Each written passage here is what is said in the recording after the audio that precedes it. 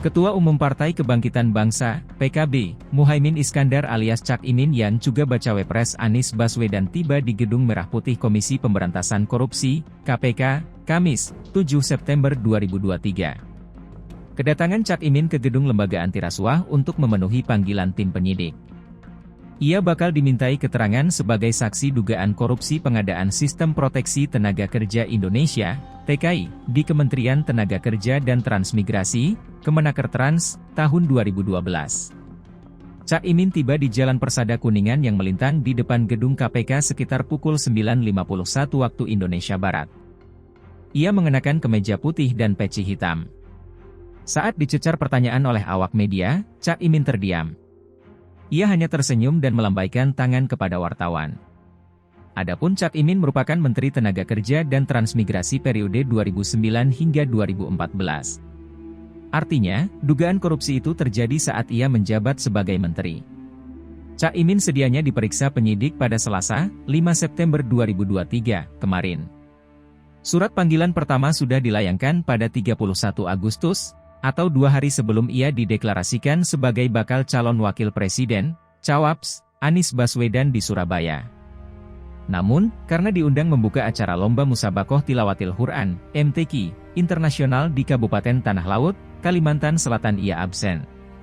KPK kini tengah menyidik kasus baru terkait dugaan korupsi pengadaan Sistem Proteksi TKI di Kemenakertrans tahun 2012 lalu. Pengadaan Sistem Proteksi TKI tersebut diduga merugikan keuangan negara yang jumlah pastinya masih dihitung. Muhaimin Iskandar dipanggil sebagai saksi kasus tersebut karena pada saat itu yaitu tahun 2012 dialah yang menjabat sebagai Menteri Tenaga Kerja dan Transmigrasi. Sebelumnya, KPK memanggil mantan Dirjen Pembinaan Penempatan TKI dan Transmigrasi Rena Usman sebagai saksi. Rena kini menjabat Wakil Ketua DPW PKB Bali. KPK disinyalir akan menetapkan Rena Usman sebagai tersangka.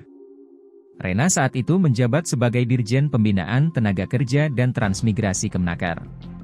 Selain itu, tersangka lain yang akan ditetapkan adalah Sekretaris Badan Perencanaan dan Pengembangan Kementerian Ketenagakerjaan, Kemenaker, Inyoman Darmanta, dan Karunia selaku pihak swasta. Dalam sistem penegakan hukum di KPK, sudah ada tersangkanya.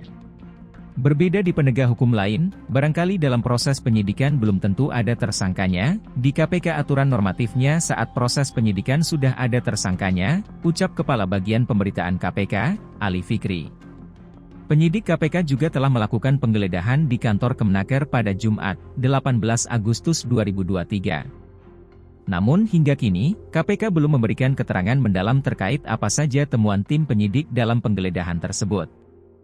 Sebelum kasus dugaan korupsi Sistem Proteksi TKI, ada satu kasus lagi yang juga menjadi sorotan, yaitu kasus korupsi yang dikenal dengan Kardus Durian. Kasus Kardus Durian bermula dari operasi tangkap tangan, OTT, terhadap 2 pejabat Kemenakertrans, yaitu Sekretaris Direktorat Jenderal Pembinaan Pengembangan Kawasan Transmigrasi, Ditjen P2KT, Inyoman Swisnaya dan Kepala Bagian Perencanaan dan Evaluasi Program Kemenakertrans, Dadong Irbarlawan pada 25 Agustus 2011. KPK kemudian menangkap kuasa direksi PT Alam Jaya Papua, Darnawati dengan barang bukti uang senilai 1,5 miliar rupiah yang dibungkus dengan kardus durian. Itulah mengapa kasus tersebut dinamakan Kardus Durian. Uang tersebut diserahkan ke kantor Kemenakertrans karena PT Alam Jaya Papua telah diloloskan sebagai kontraktor debit di Kabupaten Kerom, Teluk Wondama, Manokwari dan Mimika dengan nilai proyek sebesar 73 miliar rupiah. Diduga uang 1,5 miliar rupiah itu disebut-sebut ditujukan untuk Muhaimin Iskandar. Namun, dalam beberapa kesempatan, Cak Imin sudah membantah hal tersebut. Halo, selamat berjumpa dengan saya Anika, pembaca berita podcastnews.id. Saksikan terus konten-konten menarik dari kami.